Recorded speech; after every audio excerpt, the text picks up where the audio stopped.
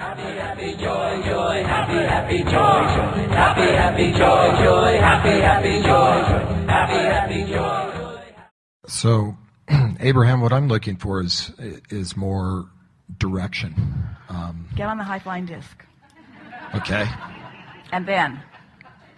Okay, so is it really an interpersonal decision? If you are on the high-flying disc and you want to be more like, say, Dr. Dyer, who ultimately, I think I've had a lot of conversations with him, feels like to give away what you have is along the lines of nobility. It's a very noble type of... Well, maybe it is or isn't, but you see, this is the thing that we are really wanting to talk about, and you are too, is that we don't want to evaluate the rightness or the wrongness, the nobility or the whatever of actions or behaviors or possessions, because that's evaluating from the outside in. We want you to get on the inside and then do what you feel inspired to do, rather than trying to guide your life by what others have done.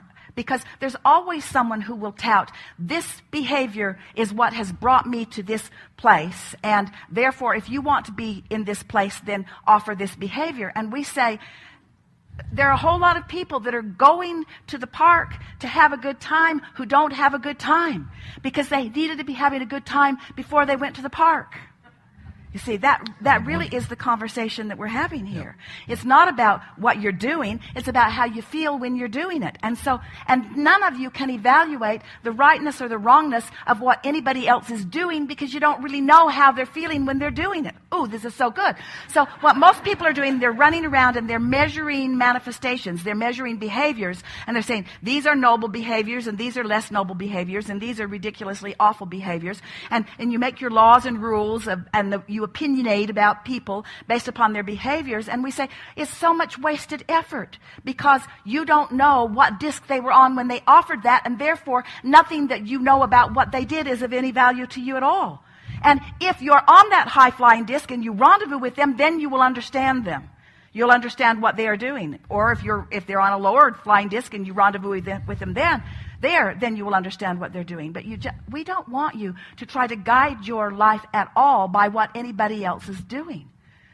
And it's not an easy thing because when you stand in these places of predominance, there are a lot of people looking at you, trying to pattern themselves after you. And every day, Esther says, the only thing I want them to know about me is that I'm having fun. The only thing I want them to know, I want to express my happy beingness, my aligned beingness. Everything else is irrelevant. Because what one person, you see, you'll like this. So all through life, all of you, each of you, have been living and sifting and discerning and tossing things into your vortex. You've been carving out your personal preferences. Now, we acknowledge that it's hard to carve out those personal preferences without some influence of others, but nevertheless, you've carved out personal preferences. So when you get on your high-flying disc, your personal preferences are going to flow right into your experience. When somebody else gets on their high-flying disc, the contents of their vortex is going to flow right into their experience. So everybody gets what they put into their vortex. And there are different things in different people's vortices. Some just want to be in nature all the time, and some want to build empires. You are so diverse in your intentions even coming in, you see. And so the comparative experience of what I'm manifesting versus what you're manifesting and the rightness or the wrongness of those manifestations is such a wild goose chase. Well, and I understand that. Yeah. I guess what I'm trying to look for is some commonalities. Like one of the takeoffs you guys did in the early days was a Q&A with Jerry and Abraham, and Jerry went through this thing where a lot of his friends lost all of their money, and this really served me in 07, 08. And he said, but right away he turned around and all of a sudden they'd have a new boat or a new house or something like this. They gained it right back like that. And he was wondering, but see, what you're about to say is a commonality among people, because if you see that type of an activity happening, you can kind of point to it and say, this is why. And that's what I'm looking for. Yeah. So but the commonality that we pointed to in that instance was that as long as there was something more for them to lose, they held themselves in that guarded, defensive place. So that was the pipe that they had open, and so that was what kept being delivered to them. But once it was all gone, and there was nothing else to protect or guard, then they let go of that. They had a paradigm shift, a vibrational shift, and then their desire was more easily satisfied. And so what we are always wanting to get back to is the law of attraction basis. What we're always wanting to get back to is your vibrational basis. What we are always wanting to get back to is the relationship between you as you stand in your magnificent physical beingness and your inner being who stands in its magnificent non-physical beingness. That relationship is everything, and everything else is nothing by comparison. So for one person, their inner being, if they were aligning to it, may say, make more millions. And for another person, it may say, serve the homeless by going to a shelter and helping them individually. And how if they were both aligned on the high-flying disc. And there are many paths to the same thing. You see, there are many different paths, but we will say this emphatically.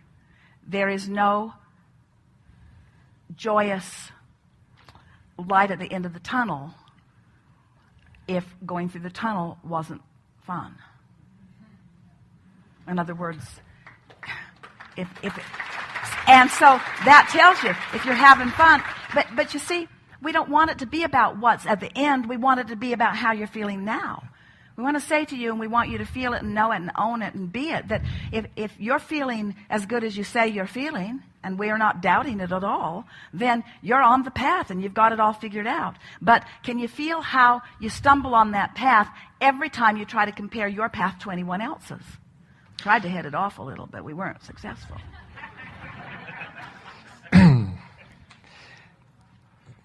I get it. I get it. I just always trying to stay open to different teachers, and I think that they have these premises that they feel are very valuable that they want to impart on you, and some of these are theories and kind of ways to live your life and all of this. And what you're saying is really don't listen to the teachers that have helped me so much and listen to my insight more. Well, we're saying those teachers have all led you to your understanding of this insight, but now you've got the insight. That trumps everything. That's true. In the early days, people were giving books to Jerry and Esther all of the time, and we encouraged Esther not to read anything because we didn't want her to be concerned about where she was getting what she was getting. We wanted her to know that the impulses were coming from us. And so, but Jerry found this one book, and it was written by a prominent author of the time, and it had a spread of several points to live by. So he sat with us one day, and he said, Abraham, I'm going to read these points to you, and I would just like your commentary on them. So we listened to the points, and then we said, someone who believes that cannot possibly believe that. And if you believe that, then that's invalid. And if you believe, and it was just a bunch of stuff that they'd cobbled together that sounded good to the ears of people that were vibrationally without integrity.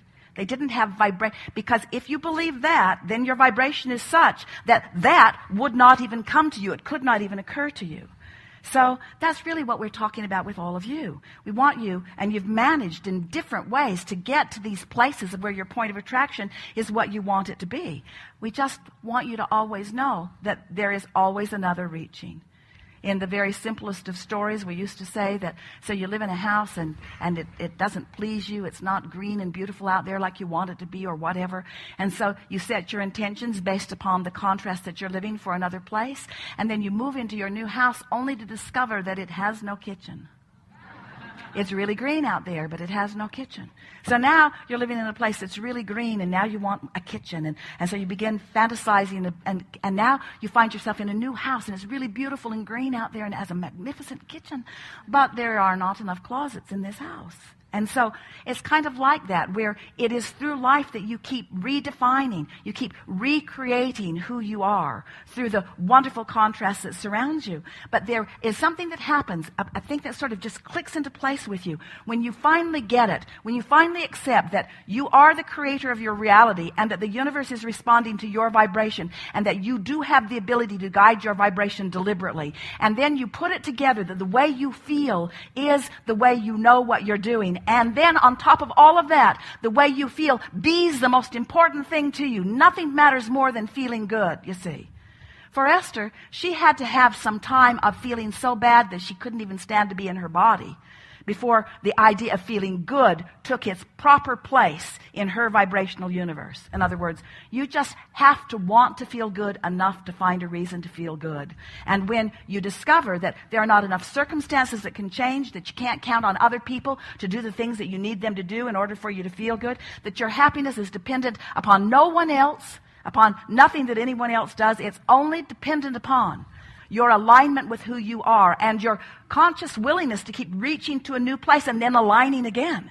So for the likes of you and the likes of Esther and so many of you in this room, it is so exhilarating to stand in a place that by almost anybody's standards would be close to perfection and still understand that you're not done, that there's still some refinement that you want to do, and to have that delicious moment of inspiration when that new refinement occurs to you, and then recognize that there is a little vibrational variance between this new thing that is hatched within you and where you are, but you've got the confidence and the knowledge because of where you've been and how you've applied yourself to know without question that all it takes is just a little bit of focus, a little bit of refining, and then you get that orgasmic, intoxicating, visceral feeling of being able to align thought by thought by thought by thought and feel it coming into alignment and feeling the movement of the energy in your body and feeling the power, the invincibility of who you are, and recognizing that not only are you the creator of your own reality, you are the creator of a reality that is magnificent, and the reality that matters most is the reality, the emotional reality that you're living right now. And so then you might say something. So then you might say something that is misunderstood by others. Stuff I used to care about, I don't care about that much anymore. Because that was then and this is now. And what's now for me is alignment. What's now for me is empowerment. What's now for me is mind and alignment and energy and upliftment. What's now for me is being all that I am in every moment. What's now for me is being able to go anywhere, anytime, with anyone, and maintain my alignment, to be the most momentous, dominant vibration in the room. See? And then, that's living happily ever after. Because there's always another room, there's always another bunch of people to play with, there's always another idea, there's always another invention, there's always another billion to attract. Yep. You see? That's all I had. If you can remember to bring this topic up in November with Dr. Dyer Abraham, if you can remember your friend from Denver, Colorado. It will be fun. Yeah. It will be fun. Esther has said, people say, what are you going to talk about? And Esther says, I don't know and I don't want to know. Because I don't want to get anything in my head. I just want to show up as an open vessel to allow a conversation between masters to take place. That's all I want. I don't want to know. Right. And so she's not going to remember this, and neither are we. Can I tie a string around your finger? But we do want to say to you, yes, we want it not to matter to you at all what anybody else thinks about anything or what anybody else does about anything, because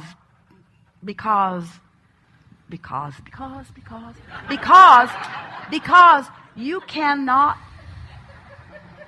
really relate to any other than who you are. And we think that in some way that you are, like almost everybody else, Esther does it too, still seeking a tiny bit of rightness and wrongness validation. yes, And you got to give that up. yeah, And when you do, then it's all good. nice. Yeah. Thank you so much.